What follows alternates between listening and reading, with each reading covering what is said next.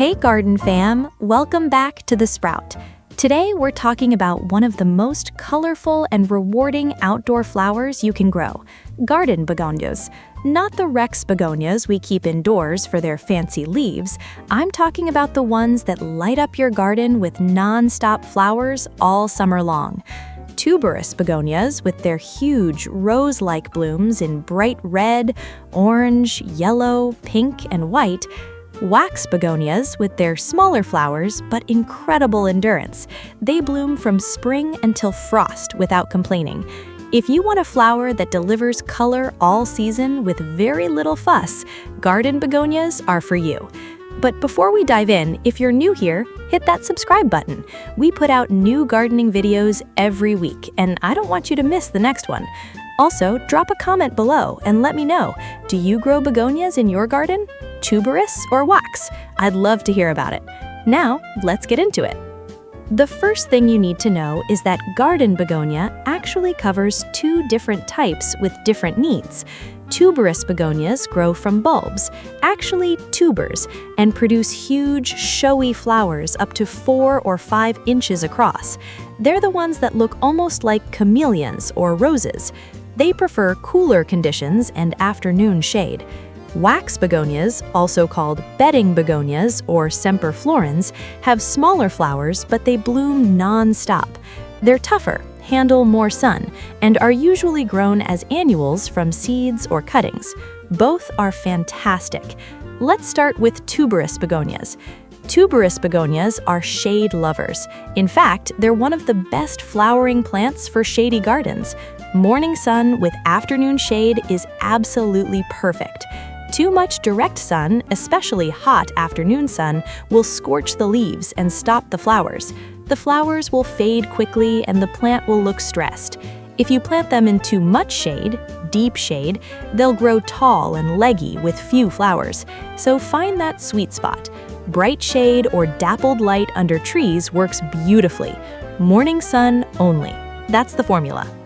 Wax begonias are much more sun tolerant. They can handle full sun in cooler climates. In hot climates, they appreciate afternoon shade. They're also more drought tolerant than tuberous begonias, but they still bloom best with consistent moisture. So know your type before you plant. Now let's talk about planting tuberous begonias.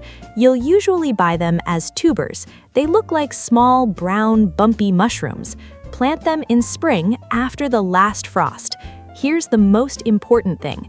Plant them with the concave side facing up. That's the hollow side. The roots grow from the convex side. Plant them about 1 inch deep with the concave side up. Space them 8 to 12 inches apart. If you're starting them indoors, pot them up in early spring and keep them in a bright, cool spot. Move them outside after all danger of frost has passed.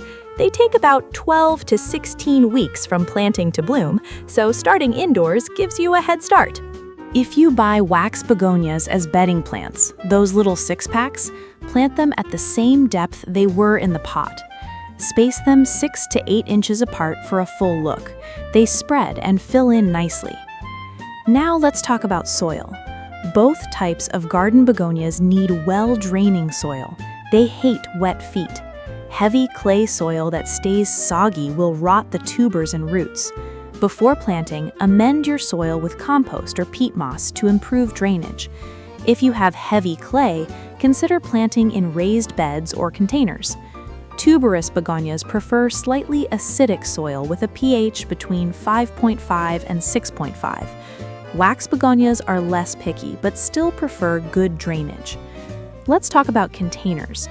Garden begonias are absolutely stunning in pots and hanging baskets. In fact, tuberous begonias are often grown in containers because you have more control over soil and light. Use a pot with drainage holes. Fill with high-quality potting mix, not garden soil. For hanging baskets, tuberous begonias are perfect. The flowers cascade over the sides. Wax begonias also work beautifully in window boxes and patio pots. Now let's talk about watering. This is critical for tuberous begonias. They like consistently moist soil, but they cannot sit in water. Water when the top inch of soil feels dry. In hot weather, that might mean watering every day for container plants. For in-ground plants, about once a week, more often in dry spells. Always water at the base of the plant. Avoid getting water on the leaves and flowers. Wet leaves can lead to powdery mildew. Wax begonias are more forgiving. They can handle drying out a bit between waterings, but both types will bloom best with consistent moisture. Now let's talk about fertilizing. Tuberous begonias are heavy feeders. They produce huge flowers and they need fuel. Use a balanced water-soluble fertilizer like 10-10-10 or 20-20-20 every 2 weeks during the growing season, or use a slow-release fertilizer at planting time.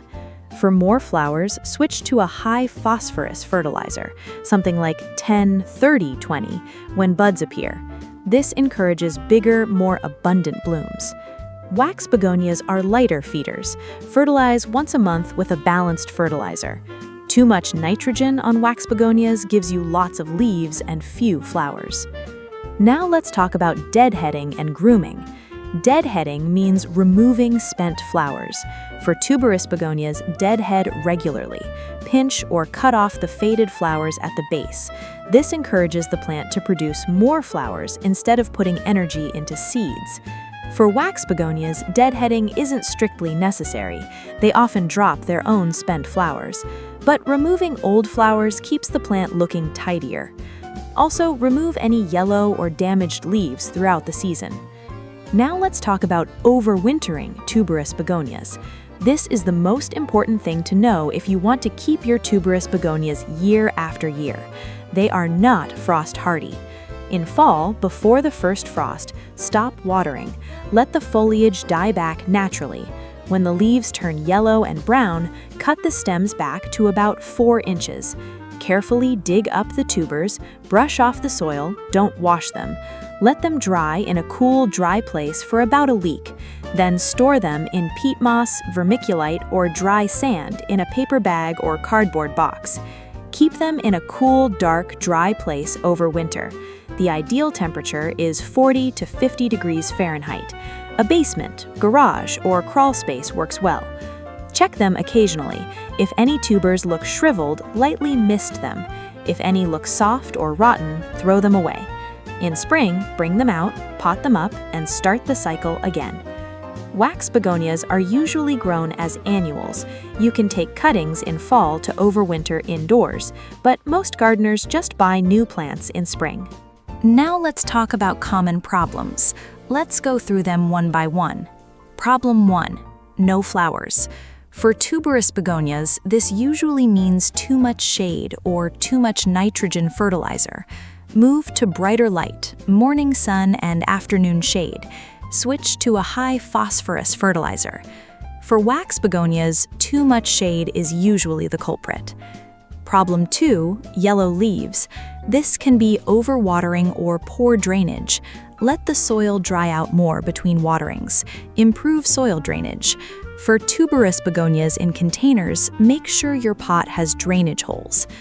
Problem 3, brown, crispy leaf edges.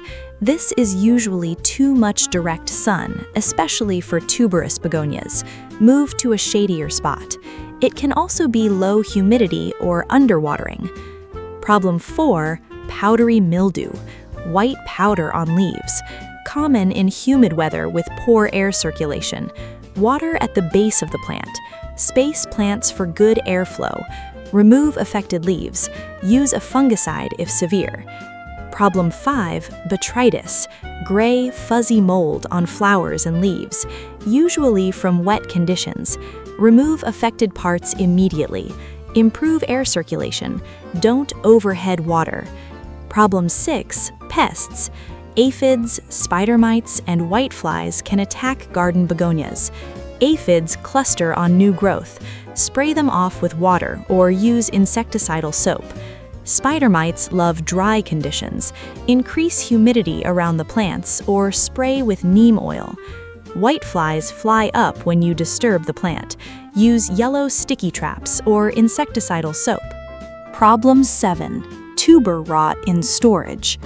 Tubers stored too wet or too warm. Make sure tubers are completely dry before storing. Store in a cool, dry place with good air circulation. Let me give you a few quick answers to common questions. Are garden begonias perennials? Tuberous begonias are tender perennials. They're hardy only in zones 9 through 11. In most climates, you dig up the tubers and store them for winter. Wax begonias are grown as annuals. Can I grow tuberous begonias in full sun? No, they need morning sun and afternoon shade. Too much sun burns the leaves and flowers. How tall do garden begonias get? Tuberous begonias typically grow 12 to 18 inches tall. Wax begonias are 6 to 12 inches. Do garden begonias attract pollinators? Bees and butterflies visit the flowers, especially wax begonias. Why are my tuberous begonia buds dropping? Usually inconsistent watering, too much heat, or too much sun. Keep the soil consistently moist and provide afternoon shade. Let's wrap everything up. Garden begonias, tuberous and wax, are two of the most rewarding summer flowers you can grow. For tuberous begonias, plant tubers in spring with the concave side up. Give them morning sun and afternoon shade. Plant in well-draining soil. Water consistently, but don't let them sit in water. Fertilize every 2 weeks with a balanced or high phosphorus fertilizer. Deadhead spent flowers. Dig up and store tubers in fall before frost. For wax begonias, plant them after frost in sun or part shade. Water when the top inch of soil is dry. Fertilize once a month. They bloom non-stop until frost. Here's the most important thing to remember. Tuberous begonias are not hard, they just have specific needs. Give them shade, consistent water, regular fertilizer, and proper winter storage. Do these things and they'll reward you with the most spectacular flowers in your garden. Wax begonias are even easier. Plant them, water them, and enjoy color all summer long. Before you go, hit that subscribe button if you haven't already, and leave me a comment. Do you grow begonias in your garden? Tuberous or wax? What color? I'd love to hear about your experience. Also, what flower should I cover next? Dahlias? Petunias? Let me know. Thanks for watching. Take care of your garden, and it will take care of you. See you in the next video.